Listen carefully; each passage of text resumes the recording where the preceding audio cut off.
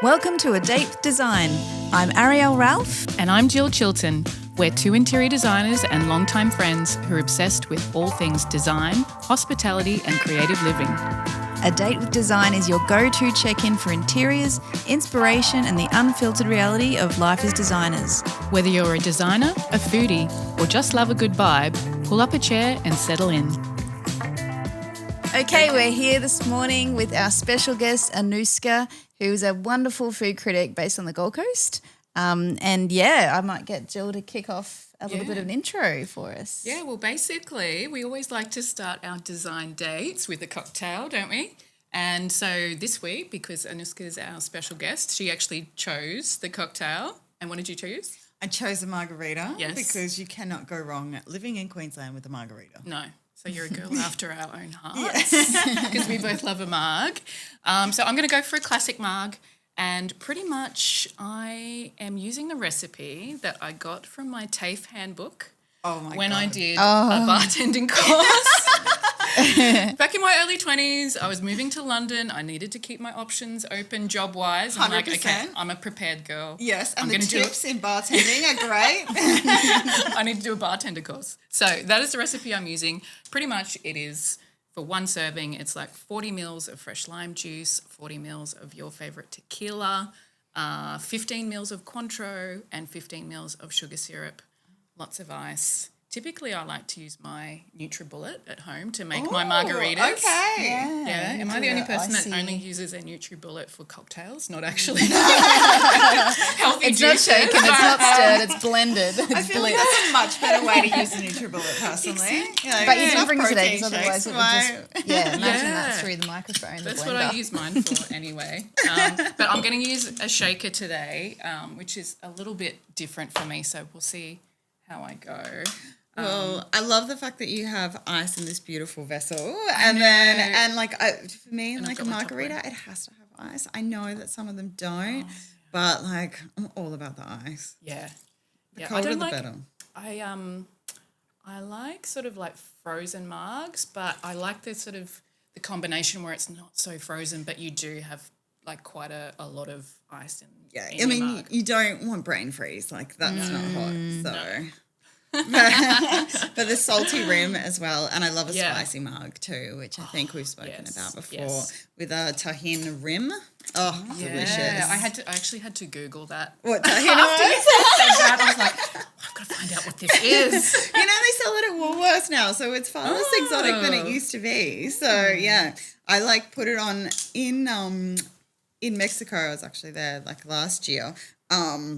I've been a few times. You can go down the street and they have these little stall holders and they sell freshly cut mango with this like spicy salsa and then tahini shaken all over the top of it. So tahini's like this kind of like lemony, zesty kind of spice mix. And then anyway, put it on like sweet mango with the salsa. Amazing. Wow. So good. Yeah. So good. And we can pretend it's healthy because mango's a superfood. Well, that's right. So, Ari, while I'm finishing this, do you want to maybe tell everyone a little bit about Anooska? Yeah, well, Anooska Tucker-Evans, one of Brisbane's sharpest voices, I'm reading off my little cheat sheet here, in food and hospitality. So you've been a critic for Delicious, Gourmet Traveller and the Courier Mail. You've blended the artistry of eating with the craft of storytelling, covering everything from high-end dining rooms to hidden neighbourhood gems. I would love for you to tell us a little bit about yourself and how you sort of got into becoming a food critic and you know, your journey, I guess, and where you're at now. Could you tell us a bit about that? Yeah, I mean, I have always been obsessed with food ever since I was little. I was that kid who was very spoiled, who didn't eat cereal for breakfast, but my favourite thing was like pate and triple cream brie on toast. Wow. I was very like spoiled. It wasn't an everyday thing, don't get me wrong. It's not like wake up before school and that's what I'd have, but like that would be like, you know, breakfast of choice. But also just came from a family who really loved dining out, but also really loved to cook. Like we weren't particularly like a meat and 3 veg sort of family, even though I'm despite my exotic name, I'm 100% Australian. So, but my mum loved to cook different recipes all the time. She did lots of like cooking classes herself. She'd take me along to some of them. So I've always like been obsessed with food, basically. So when I got this, the job of reviewing restaurants, it was like an absolute dream come true. Like, who doesn't want to get paid to go eat out? So Amazing. I think that's what I said when I first, I think we met. I don't have ice. Like it's, ice bucket. Do you want to pop in your own ice if you like? I don't have any fancy tweezers, but I was like, I don't want to use my bare hands. I was like, you know what? I'm going to go ice free despite my love of ice. It's just, I don't want to stick my hand in somebody's communal ice follow the food critic's lead on this one. Jill. You want ice? Yeah. No ice. I am trying for 5 stars though. You know, like just the fact that you made a margarita podcast is 5 stars already. It's gorgeous. I love these glasses. I know. And in the best glasses have a toast too. to cheers. Coming on our salt rim with the pink salt. Pink salt. I love a lot of salt. I went a bit heavy on the salt. No, there is no such thing as heavy on salt. Okay, no, good. It is especially on margarita. The more salt, the better. Sometimes I've been known to like just lick the salt. Yeah. Oh, cheers. Cheers. 5 star. Well done. 5 stars. Yeah. Not just saying that. Give me your notes. Come on. Yeah. No notes. Yeah. No notes. Did you hear that, guys? No notes from Anooska Tucker-Evans. I'm never going to hear the end of this now. I should quit my day job then. No. Yeah. I mean, I feel like your day job's probably more of a creative outlet for you than bartending, but maybe you could become the queen of inventive margaritas. Yeah. All right, I'll get rid of this tray. So we'll go back to a bit more of our icebreaker section. Yeah. So just your background, Anooska, you've been doing reviewing of different elegant fine dining rooms. You've done neighbourhood cafes, and I just would love to hear more about the different sorts of restaurants and spaces that you've sort of been reviewing over the past years. Yeah, so I mean, I've reviewed everything from the small, quaint neighbourhood cafes to bars to hotels to fine dining restaurants, a bit of everything. It's quite funny because the Queensland dining scene has absolutely transformed so dramatically since when I started reviewing. So when I started reviewing every week in the Sunday Mail, I would have 2 reviews. So there'd be like 1 restaurant review and then it was 1 bar review, which let me tell you, my girlfriends absolutely loved. Yeah. I bet you had no shortage of friends. No shortage of friends whatsoever. But then like back in those days, we didn't have the cool bars that we have now. We don't, Are we talking 10 years ago? Or? We're talking about 15 years ago. Okay. So there was I'm like out there reviewing the Crown Hotel in Lutwyche. Like it was not a classy, I mean, that's just had a dramatic makeover recently. But like I'm talking like sticky beer stained carpets and floors where, you're glued to that ground and the smell of beer wafts through the air. That's the type of place, because there just wasn't a lot around back then. And now, like, it's hard to even imagine that we don't have these amazing bars and restaurants that we do now, And there was, like, only, like, there was quite a small number of cafes, whereas now there's a new cafe opening every week or a new little coffee shop. It's incredible. It's all happening, isn't it? Yeah. Yeah. And I would review all of Queensland-wide from Gold Coast up to Cairns. So I've seen pretty much everything that this state has to offer, which is pretty exciting. Yeah. So that's awesome. Cool. Well, should we talk a little bit about, what makes great hospitality design from, I guess, a design point of view? Maybe we can sort of run through some things that we kind of consider when we're designing a space as well. Yeah. Okay. I'm going to get my little notes here. I think too, for people listening that don't know, you've actually been friends for a while. So there's that really nice intersection of interiors and food and that love of just the whole experience of hospitality. And that's why I thought this would be such an interesting discussion, because I'm sure you guys talk over the dining table when you're her +1. Yes, I have been Anooska's +1. fun. It was a great experience because I think that's how we like connected because obviously she's reviewed some of the places that I've designed and we kind of just started getting sort of chatting or a few odd comments on Instagram and I confessed to her that, oh my God, you've got my dream job. And I said the same about Jill. I was like, oh my God, I'm like I couldn't believe it. Interiors. I love it. Yeah. So even did a year at uni trying to study it. So, but then realised that it was not for me and it's for the talented people like yourselves. Oh, no, not at all. But I think it's such an incredible experience going into a restaurant and what you guys do as designers in terms of, from my point of view as a restaurant reviewer, I think what the design of a restaurant is supposed to be about is setting the scene. It's setting the scene, whether it's a fine dining restaurant and you're talking about white tablecloths or whether it's a casual cafe. Like it's about setting expectations for what's in store. Yeah. So, and also it's about creating hospitality. Like, and I think that's the biggest thing that a lot of us forget is the hospitality experience of hospitality. For sure. You know, it's about welcoming people into a space. Like you think about having like a dinner party at your house. You're going out, you're getting beautiful plates and you're putting the beautiful serviettes and making sure and the crockery's great and the cutlery and, you know, and you're lighting candles and you're dimming the lights in your house. You know, everything that is hospitality. And when you're doing that in a restaurant setting or a cafe setting, it's like that on steroids. You know what I mean? Like, and that's what it should be about. Just like, and even if you don't have a big budget, it's just about sort of saying, hey, this is what we're about. And showing it from the outset. And I think like people's connection to food is such an emotional thing. Like we've evolved past food is for survival. So I think when people are choosing the venues that they want to dine at, it's an emotional choice a lot of the time. So it's whether, you know, even if they don't realise it, it's like that space just feels good and they want to go there. Or when we're talking about service, there might be a staff member that did that extra little thing to make them feel special, or even like there's a dish that they ate that, you know, unlocked a core memory and they just felt nostalgic.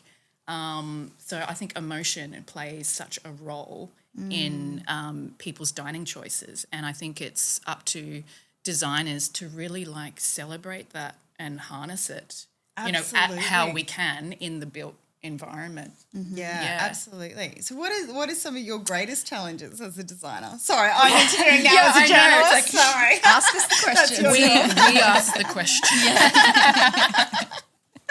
Oh, look, I guess like one of the biggest challenges is, you know, a lot of the time it's like the pragmatic ones. It's like, you know, balancing budget versus, you know, outcomes, because you could spend millions and millions of dollars on a fit out.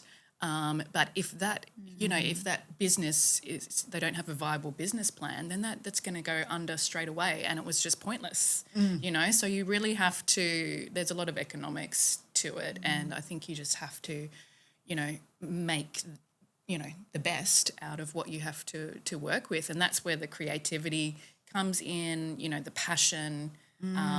If you really sort of like nut down into, okay, what's this business about? What's the story you want to tell? What do you want to share with people, and get to the core of that? Yeah. And then, you know, then you've got like a starting point to work from. Yeah. I love that. And I think that's 100% right. Like I've gone into so many restaurants and, you know, they spent an absolute fortune and then they're empty. Yeah. And then you're like, well, how long is this going to last for? And it's devastating. It is. It's sad, you know, because... And it's like you want, as our clients, like we want our clients to succeed.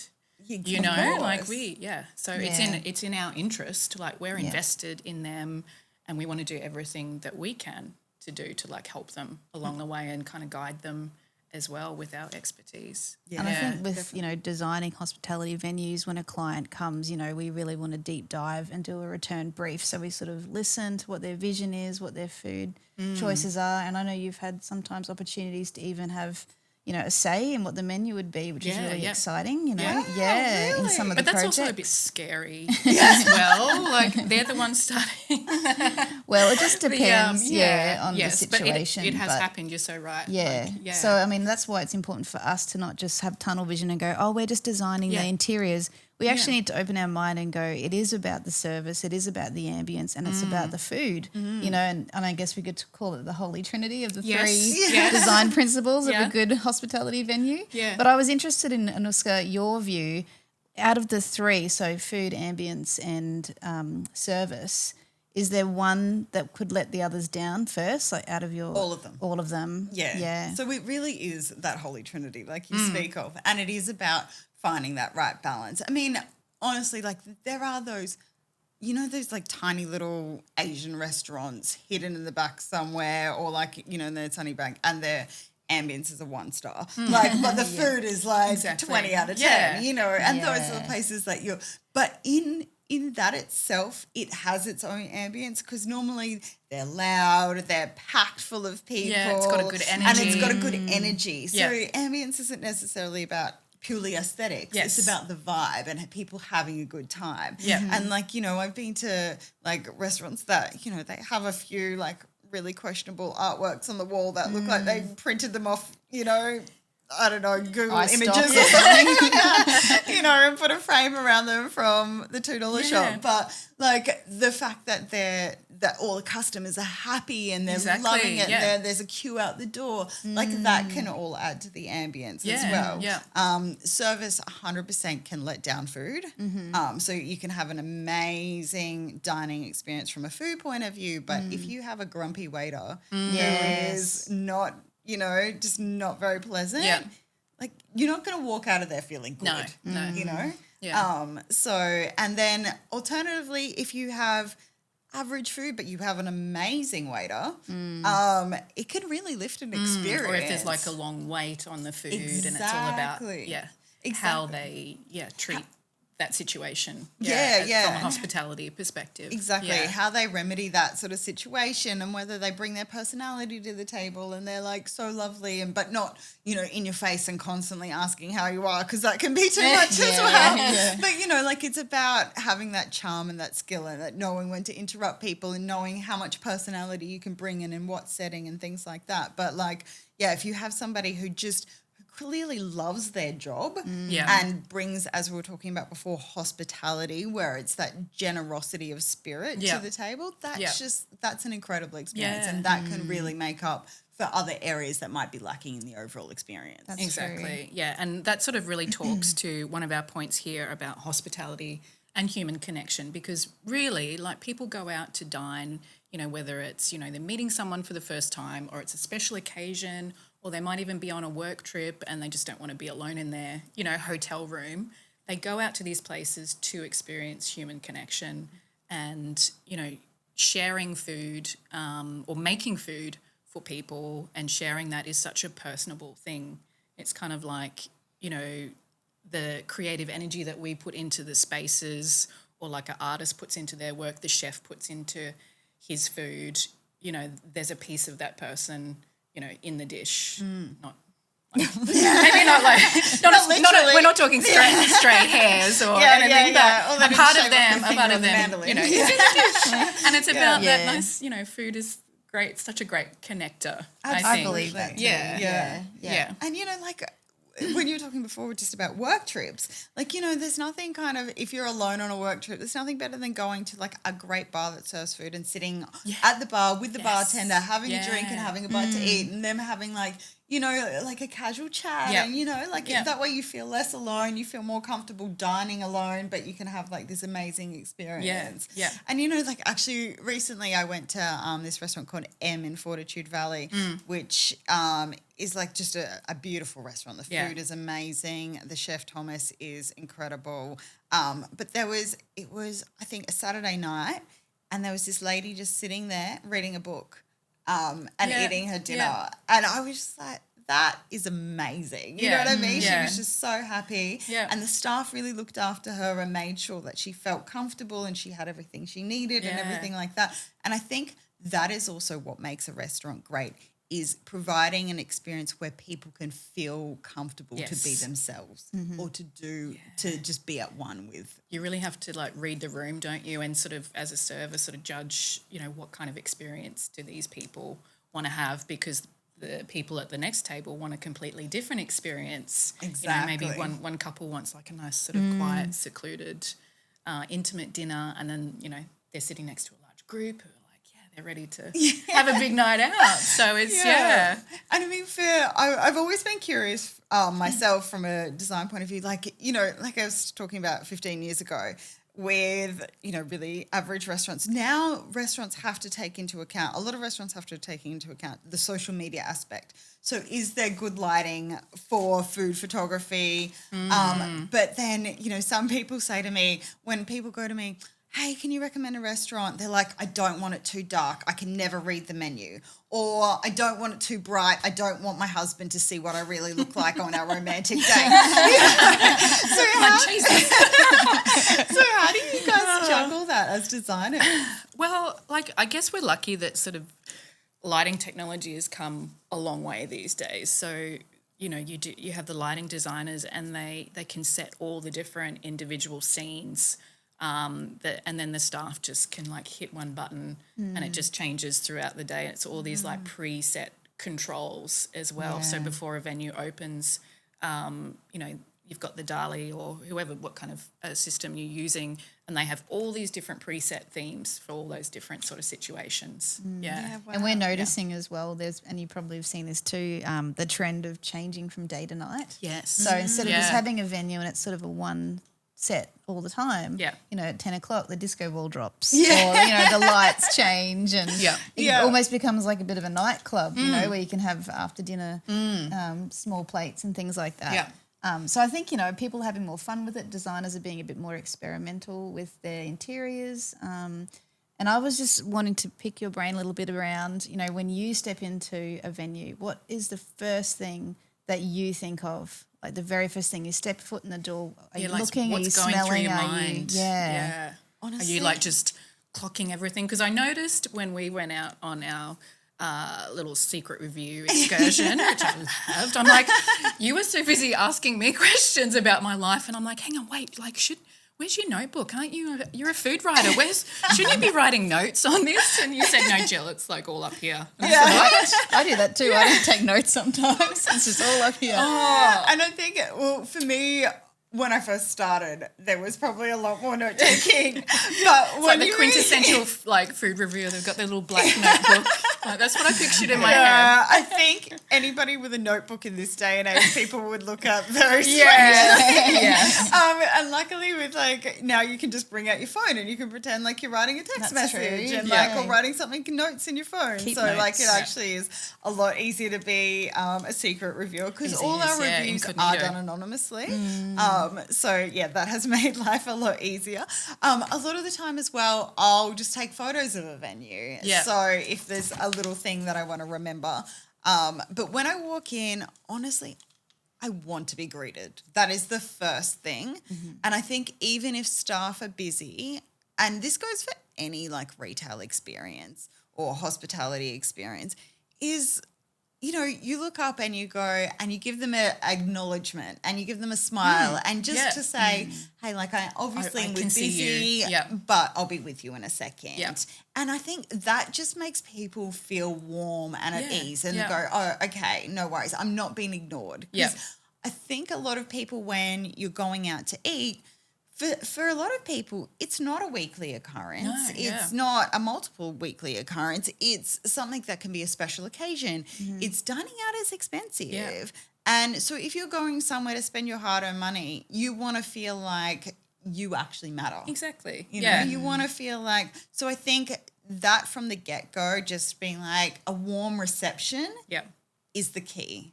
And that just goes so far.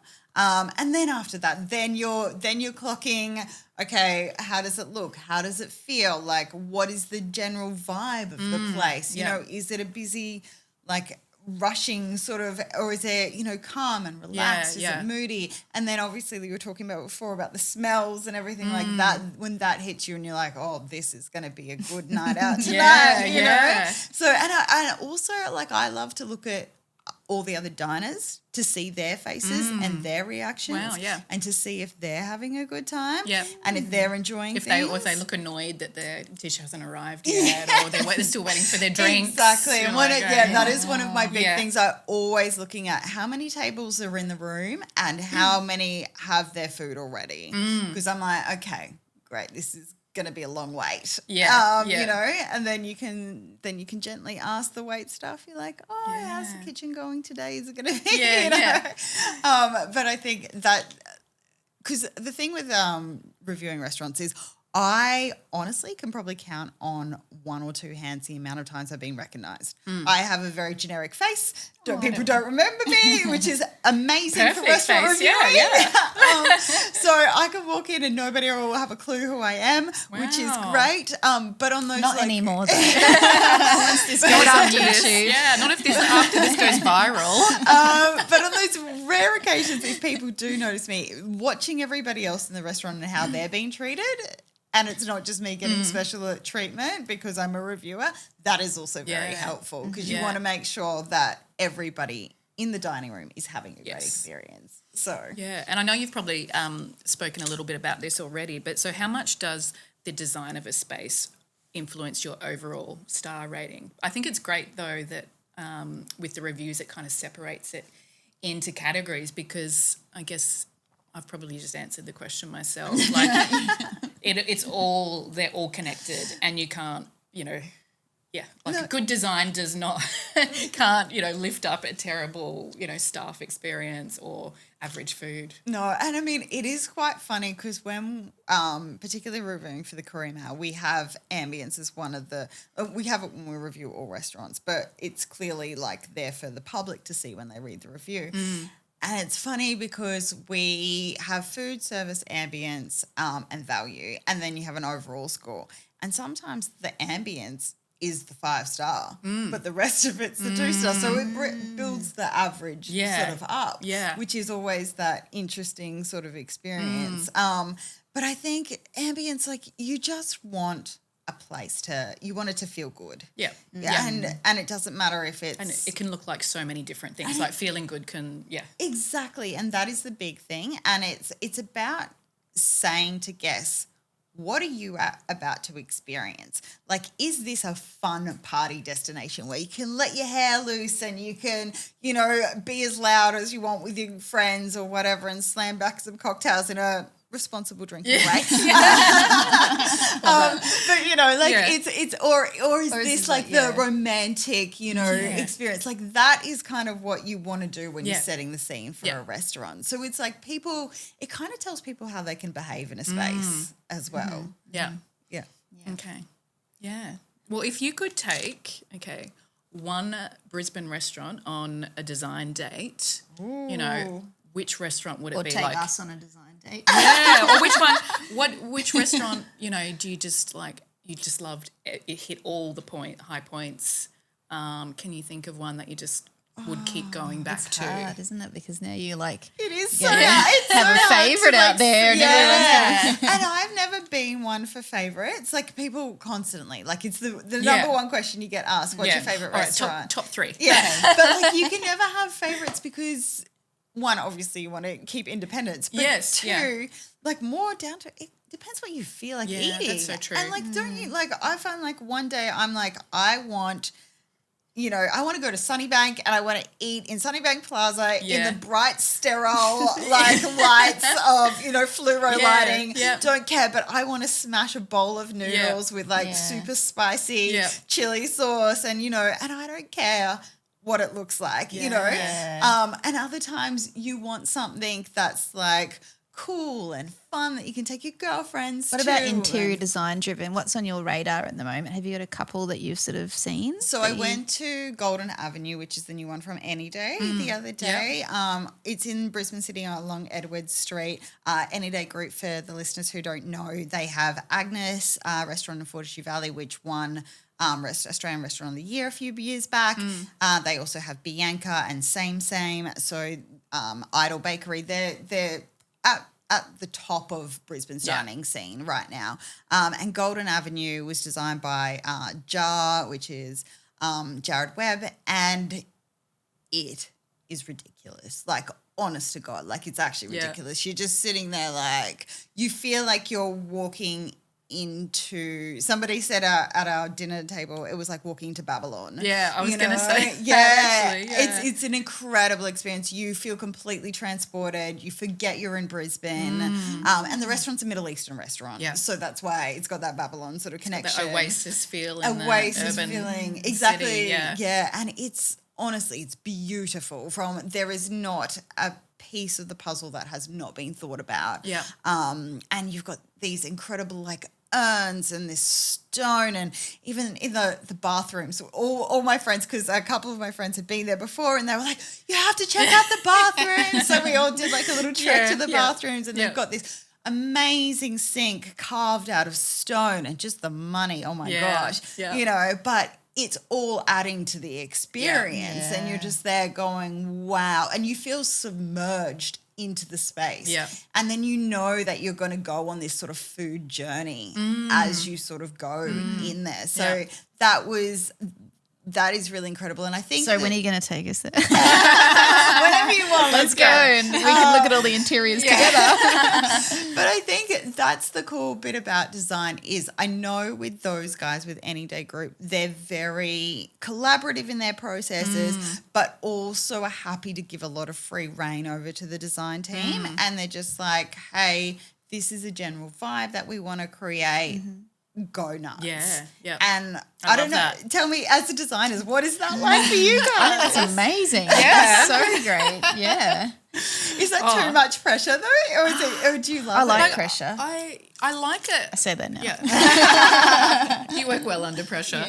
I like some boundaries, but having that freedom to really dive deep into a concept and not, have it diluted is an amazing thing. And I think Any Day Hospitality, like I noticed that with their storytelling through their branding, their uniforms, like soundtrack, like everything is woven together and it's like a layering into the space. And I think that's what makes them such successful spaces. Absolutely. And experiences, yeah. And you just touched on soundtrack. Like, I know that's a really big thing. And I've...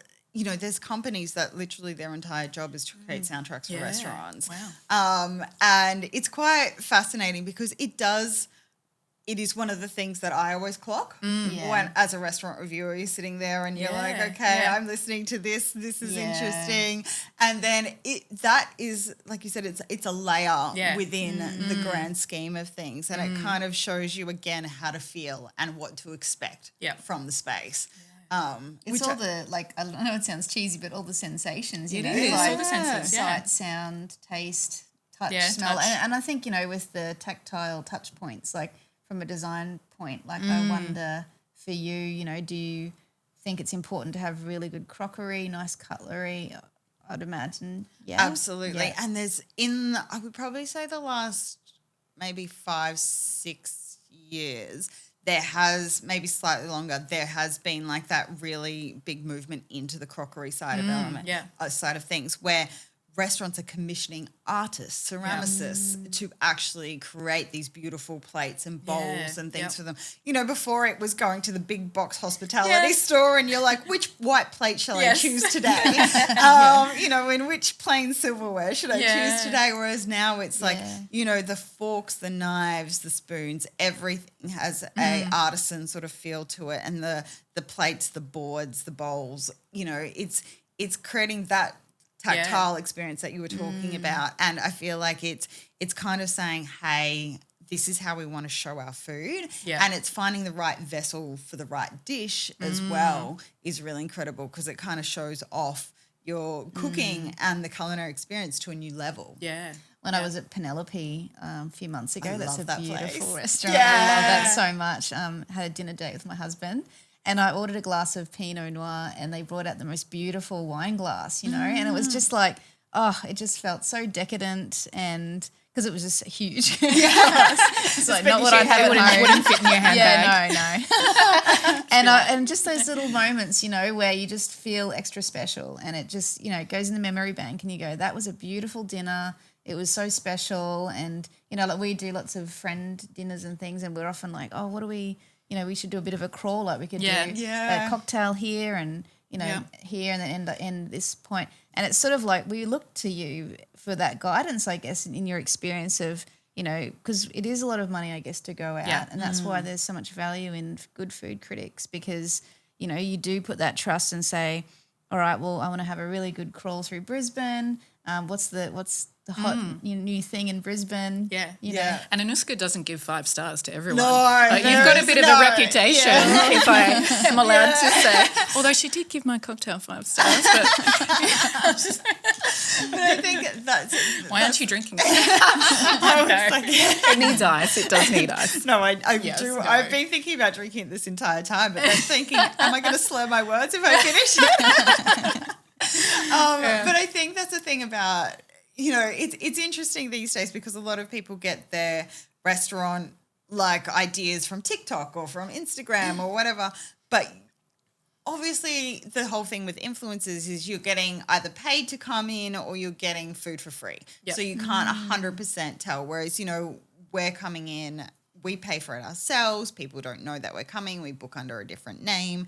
And, you know, so then we feel like we can actually say what you're about to experience, which I think is incredibly important if people are going to go out and spend their hard-earned money. Like, you want to know that you're going to get. And that's refreshing to hear that little information because, like, you know, you read the articles and it is easy to go, oh, they were just, you know, taken out to this 5-course meal, or, you know, but knowing that actually, no, you know, you're anonymous. This is an honest review, you know, an honest opinion. There's a lot of weight in that. Yeah. And that's, I think, been one of the biggest things I've fought for a long time. Even, you know, I've had the opportunity to do a lot of public-facing things and I'm like, I actually want to keep that level of anonymity so I can review honestly and I'm not given any favours or anything like that because my responsibility, like it's funny being a restaurant reviewer because people think that your responsibility is to the restaurant, but your responsibility is actually to the reader. Yeah. And it's the reader who is sitting there, they're spending their time. Time is very precious these days, going, where am I going to take my wife for our anniversary or where am I going to take my girlfriend for her birthday, you know? So it's finding those type of reliable reviews that you can go, actually, this is a great place. Yeah. Let's go here. Yeah. So I think, that must make you feel good too. Like that sort of good, I know, like for what we do, we don't just do it for fun. Like we actually get that real sense of fulfillment out of our jobs. And we see people in the spaces. Enjoying it. And so, it's really great. Yeah, it is great. The only thing is, you know, sometimes you can go to a venue one day and it can be amazing and you can go back the next day and it's not amazing because they've got completely different staff on or the chef's called in sick and you're like, oh, shit. Because do you find you go multiple times or is it like a one-off, this is your one chance? Yeah. So if you go somewhere, our general rule is if we go somewhere and we know that it's going to be of a certain level and it's not, we're 100% going back. Yeah. Or if we go in and it's just a train wreck, we're 100% going back. Yeah. Sometimes we've even gone back 3 times to like go, okay, were they just having get a fair assessment? Yeah. Out of interest, were they having a bad day or was it 3 times? That takes us to our next question. Like what's some of your, can you share a little like few horror stories? You don't have to name names, but just some funny experiences or like what are some, you know, absolute deal breakers where you're just like, no, I'm not going to review this place. One time I went to a cafe that was shortly lived and 2 of the 3 dishes we ordered had food in them. Had hair in the food. Sorry, had hair in the food. 2 out of the 3 dishes had hair in the food. So Big deal breaker, that one. Yeah. I actually just decided not to review that restaurant. I was like, they can't come back from this experience. And it was like a husband and wife that were running it. And to be honest, the wife handled it not very well. She was so disappointed, but instead of apologizing, she turned very angry and she got very upset with the situation and actually kind of stormed off to probably go yell at the chef. Yeah. But didn't and then came out and was like, oh, we're not going to make you pay for this. And we're like, well, we hope not. Yeah. See, we couldn't eat anything. Yeah. But it's experiences like that where, look, it's not worth ruining somebody's business. And let's be honest, after somebody comes in and gets hair in 2 out of their 3 dishes, they're never going to make that mistake ever again. All their staff are going to be wearing hairnets for their they've probably thrown out everything they made and starting from scratch. So I feel like there's instances that are like that. I mean, I remember years and years ago, I did one restaurant review which went absolutely everywhere, and it was because the chef was in the kitchen, this very open plan kitchen, and he was just yelling at the staff, openly yelling. And the staff were 16-year-old girls. And anyway, I reported this in my review, and then it went absolutely viral at the time when there was no such thing as social media. But it went, and then the chef was happy because he was also the owner of the restaurant and was happy to talk about it. And he went on radio defending himself. Oh, wow. So, and he was took the whole thing of, no publicity is bad publicity. Oh, okay. So I guess there's those kind of moments that you've had. But crazy. Luckily there hasn't been too many car crashes over the years, thankfully. Or if there has, I've just blocked those out of my brain, PTSD or something like that. Oh, I love that. It's been so good to ask all these questions. I think, though, we are having to move on to the next little section called The Spark. Oh, and okay. Today, Jill is going to tell us all about her current design muse. Yeah, so what we do every episode is we pick a little design muse every week. And so this week, I guess my design muse is a little left field, but I feel that it kind of speaks to some of the topics that we've been talking about today. But actually, so my muse is reality TV. Oh, okay. This week. So, reality TV is a great reference point for hospitality interior designers. And I'm not talking about your typical, interior design shows like Grand Designs or The Block or, log cabin living. So niche, I love that. Yeah, I'm talking about Anthony Bourdain, Parts Unknown. Yes. Luke Nguyen's Vietnam, all the Rick Stein travel series, Guillaume's Paris, that sort of thing. Because in my reality, I can't be traveling to all these exotic places, every other week. Why not? Yeah, because I have a full-time job and I'm not a hotel reviewer. Wouldn't that be the dream job there? Yes. And, young family, that sort of thing. So I use those shows to pretty much, they're my comfort watch to decompress after a stressful day. But they can also be big sources of inspiration if you know where to look. So I'm just going to quickly run through a few of my favourite shows and I'm going to point out a few design takeaways that I get from them. So my first one is, I'm going to call it my cringe binge. I love this, yeah. I'm pretty much just going to be justifying why I subject my husband to this show. So that's what this next one's about. So it's Selling Sunset. If you haven't watched it, get on. Get on it. Yes, I love the drama. I love the ridiculous outfits that they wear to show these houses. Surely your husband loves the hot chicks too. That's why my boyfriend started watching it first. And then I was like, oh, what's this show you're watching? And then I watch it. I'm like, I see. Well, my husband said there's not enough wine in the world to watch this show.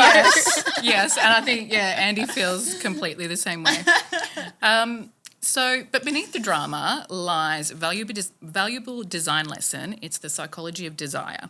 So every frame is calibrated for seduction. So some of the design takeaways that I get, I actually look in the background. Mm. So yes, I'm taking in all the drama and the fights and everything, but I'm peeking. I'm oh cool, what LA restaurant are they in? And what's that? What have they done in that amazing ensuite? So it's visual seduction. Luxury real estate is staged to evoke fantasy. Hospitality spaces can also borrow a sense of curated perfection without becoming sterile. The sociology of luxury, so understanding what makes people feel elevated. So in these spaces, they're obviously very, high-profile people. What is it about these spaces that these people are loving? So proportion, symmetry, light, quality of materials, that's all giving me hints as I watch it. And then also what you touched on actually earlier is social media readiness. So, Selling Sunset is designed for the camera, and a lot of today's restaurants are designed for both, the camera and also to experience in real life, because there is that social media aspect that we just have to, it's a part of everyday life now as well. So that's my Selling Sunset one. Anthony Bourdain, Parts Unknown, my favourite. Yeah, He's my favourite. Mine too. So he never just shows us restaurants, he shows us entire worlds and people's stories. So as designers, that makes us think beyond surfaces. And then, authenticity isn't style. It's all about emotion. So worn textures, imperfect details, tensions between old and new, they all go to creating, an amazing experience and an authentic one. So that brings me to my takeaway. Authenticity is luxury. Emotional mapping, how sound, lighting and spatial rhythm create mood. So Bourdain's he has different cinematography for every episode. They really get creative with how they produce the episodes. And we can kind of apply the same principles as well to our spaces. And then obviously designer storytelling, how you can create a guest's journey from curiosity to immersion, and then also creating spaces that they reflect on after visiting the spaces. And my final one is Rick Stein. So, Rick Stein is, warm, gentle. It's a real kind of comfort watch. It's rooted in the romance of coastal living. So his episodes are all about, his beautiful natural surroundings. So my design takeaways that I get from watching Rick Stein, whether it's in Cornwall or, he does even India and those sorts of things. So, he celebrates local produce. So as designers, we can celebrate local artisans. Textures and palettes, understated luxury. So his aesthetic is natural, coastal and honest. That can be seen as luxury. And also his shows evoke nostalgia and comfort.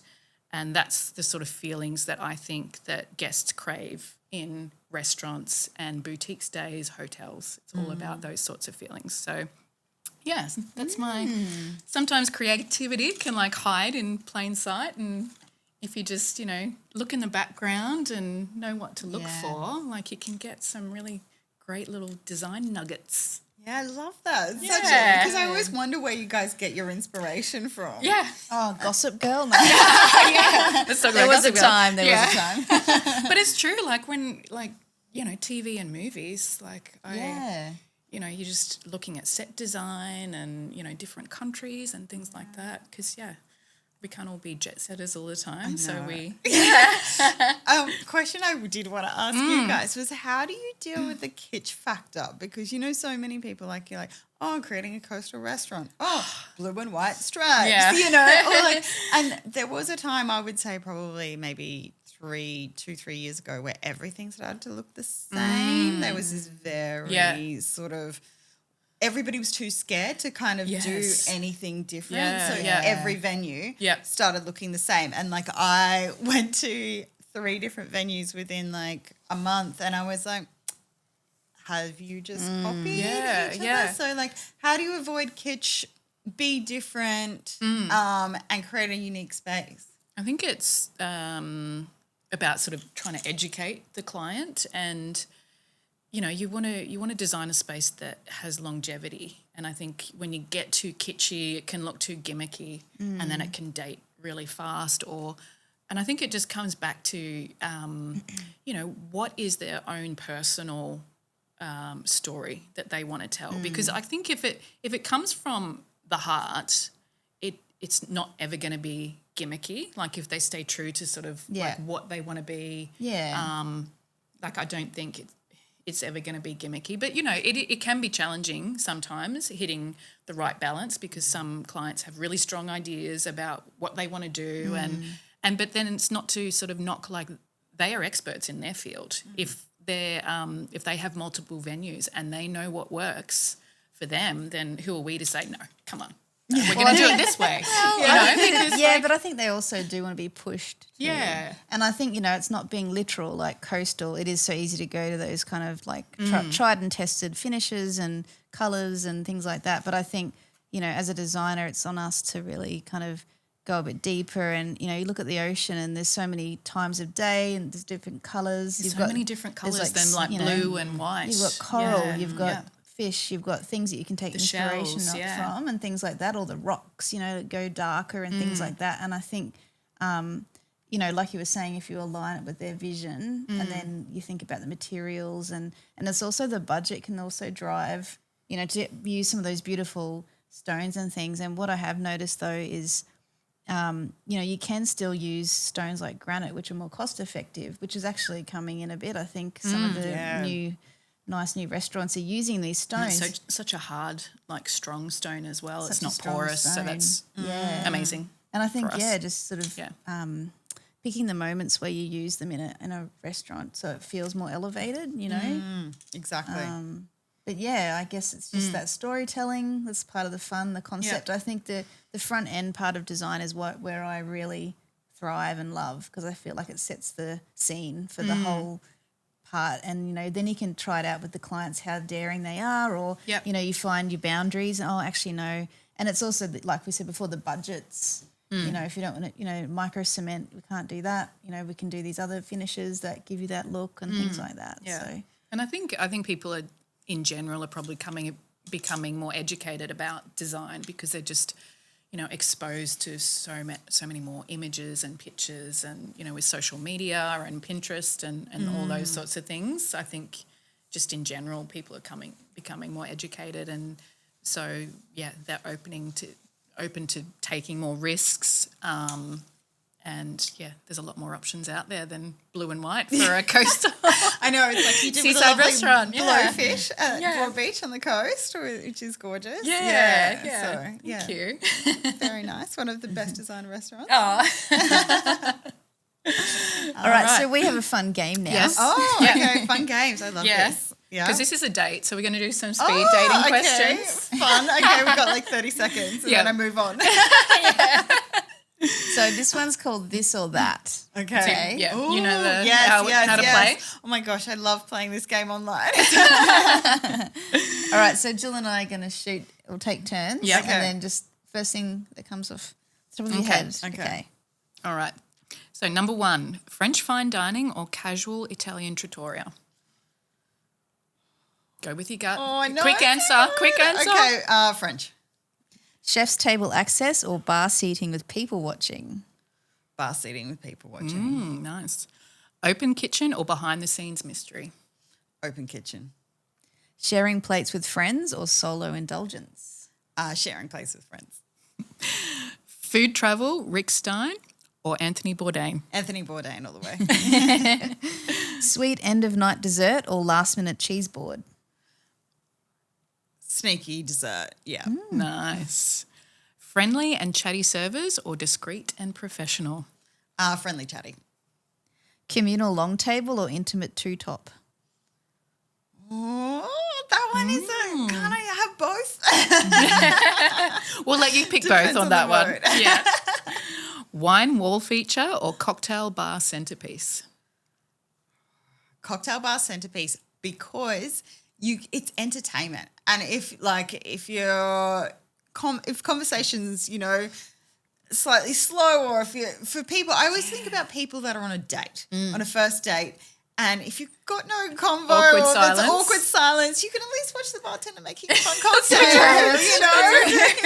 Otherwise, what are you going to do? Stare at the wine wall and be like, Wonder how much those cost. Yes, and then your date has no clue about wine, and then you're awkwardly being like, yeah. So Yeah. I always think anything that's interactive and fun, that is a win for me. That's so true. Yeah. That's great.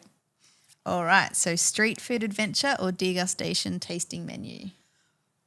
I'm going to say street food adventure because I love going out and trying new things that I've never tried before. It's like the weirder, the wackier, the better for me. Yeah, great. Classic creme brulee or modern deconstructed dessert? Classic creme brulee. TikTok viral dish or timeless classic? Timeless classic because the TikTok viral dishes are so often just disappointing. I had one the other day. In fact, I'm not going to say where but it was so average and it was incredibly overpriced. Oh, no. And it was really funny because then I saw one of my girlfriends, she made a video about it and she went with a bunch of friends to eat the same thing and they were all like, oh, this is the worst. And I was like, yeah. And did you have to wait in a long line to get it? Luckily, there wasn't a very long line for this particular one, but yeah, it was just one of those ones that, The hype didn't the hype, it did not Yeah. match it. And like aesthetically, I could see why, but taste-wise, not so much. And that is the big thing with a lot of these viral dishes is because they look good. People need content. Like you need content to fill up Exactly. your reel and fill up Yeah. your grid. Yeah. So, sometimes I see these people overhyping things that do not need to be hyped. No, there's nothing worse than like waiting in a line for an hour and a half And and then being disappointed. Just like, and I've got better things to do with my time. Yeah, my former colleague, her name's Cara. She's a restaurant reviewer for the Herald Sun down in Melbourne, and she the other day waited 95 minutes, I think, to try Chard, which is like a burger place, and she gave the burger 7 out of 10, and I was like, I actually watched that. Did you? Yes, I watched the whole thing, and I'm like, Yeah. I've got to see how this burger turns out. yeah, and I was like, that is a long wait for a 7 out of 10 burger. Yeah. Can't get that time back. Yeah, exactly. And she's a new mum, and I was like, wow. oh no, That's commitment. Yeah. Wow. So next question, historic heritage space or cutting edge contemporary? Oh, I'm probably in contemporary kind of girl. Yeah. Yeah. Staff anticipating needs or responding on request? No, anticipating needs all the way. That is the great thing about going out to a restaurant where you have elite level service is when you don't have to be like trying to wave somebody down for water and, you're like, trying to wave someone down for the bill. If you can get those staff that intuitively get what you want, that just elevates a dining experience. Yeah. That's a 5-star experience right there. Yeah. Yep. Last question, Nigella Lawson comfort food or Yotam Ottolenghi Got a modelingi. bold flavours? You don't even need to say the rest. I am such a Yeah. Middle Eastern girl. Like I love any food from that part of the world. It is just, I feel like I was maybe from there in a previous past life. life. Yeah, exactly. I just connect with it so much. And if I can't decide on what I eat, like what I want to eat, that's the type That's of a food. go-to. Yeah, Yeah. 100%. And it's like randomly, like there's this place out at Browns Plains, which is called Pizza Palace, which the service is pretty hit and miss, I'm not going to lie. They can be very slow, but their food is so good. And they do like a dana shish and they do like pides and it's just, even they just do this falafel salad, which is so good with this like super vinegary astringent dressing, which is just like makes you want to like drink from the bowl at the end. And so, that Middle Eastern's always my go-to. Yeah. Oh, great. Well, that's a nice little hot tip. I have to check it out. What's it called? Pizza Palace. Pizza Palace. It's a aesthetically, design-wise, it's a 1-star. But that's what I mean. Like if you've got the amazing dish. Yes, you know, exactly. it And this brings is it what we were up and- talking about. Yeah. Like sometimes you don't go there for the ambience. Yeah, exactly. You don't go there for, the high level aesthetics, but you go there because the food is really good. And even with, like I said there, hit and miss service, like sometimes it's like the food is just it's like the soup it's gonna Nazi. win. Yeah. Episode. It's like, But he's got to line out the door, doesn't he? The soup Nazi. Oh, cool. All right. Oh, that was awesome. Speed dating little segment. And so next up, Ari's going to share a little sweet bite, which is just a little chat on her latest sort of product find. Yeah, my little discovery. Can you help me bring that up here? But I thought I'd go down the lighting design bite route, because I think when you go to a restaurant, like we were saying before, lighting's such a big part of it. You know, it really sets the scene. Absolutely. So I wanted to focus in on an Australian brand called Articolo Lighting or Articolo Studio. Oh, okay. So they were established in 2012 down in Melbourne, and now they're a global company. They're in 63 different countries around the world.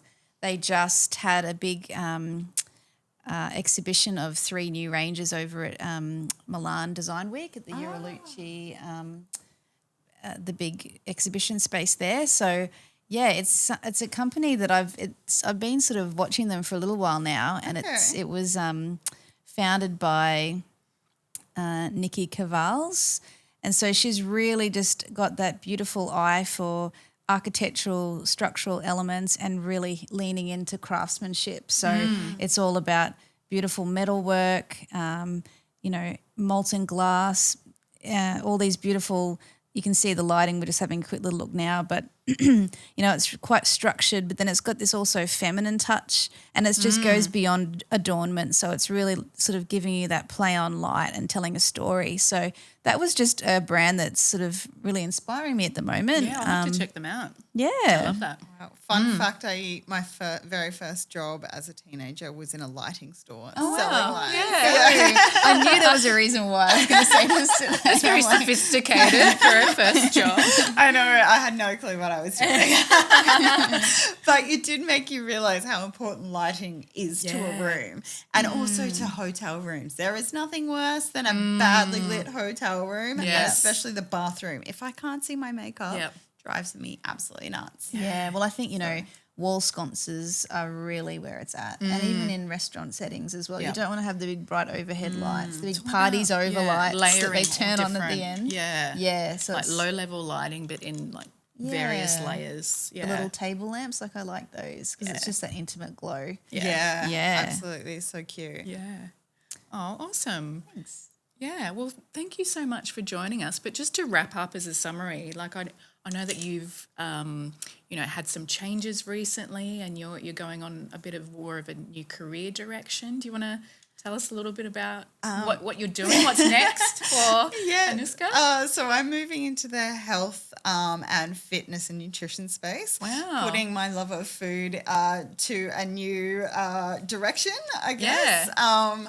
Obviously, managing as a restaurant reviewer, I've been clogging my arteries for far too long, so it's time to have a bit of a change of plan. And so I'm moving into the food nutrition sort of space. I'm going to be working as a PT with an online sort of presence and things like that, and try and put some of my knowledge around eating out and how you can eat out and still enjoy food with your friends, but also do it in a healthy way that, you're not going to be, rushing to the emergency ward. Yeah, exactly. I love that. Yeah. So that's a new direction for me, and I'm really excited just for a change. I've been a journalist for a very, very long time. Since I left uni, I started. So, to just be doing something different is exciting and thrilling. Yeah. It's so good. Well, you've had such an amazing career, and, Thank you.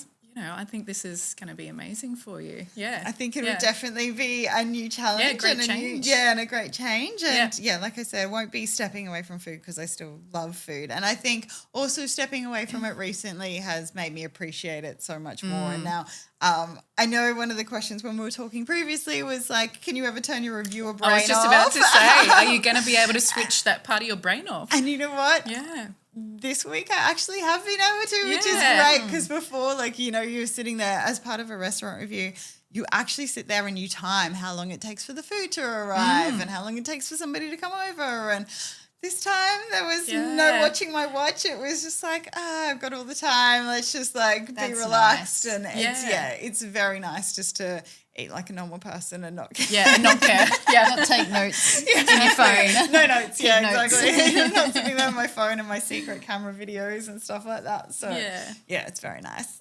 Yeah, love it. Oh, well, thank you so much. Yes, thank you again. That wraps up our lovely date with design. Well, thank you so much for having me. I loved it. Thank you. Cheers to that. Cheers. Yes. We'll get some ice for these.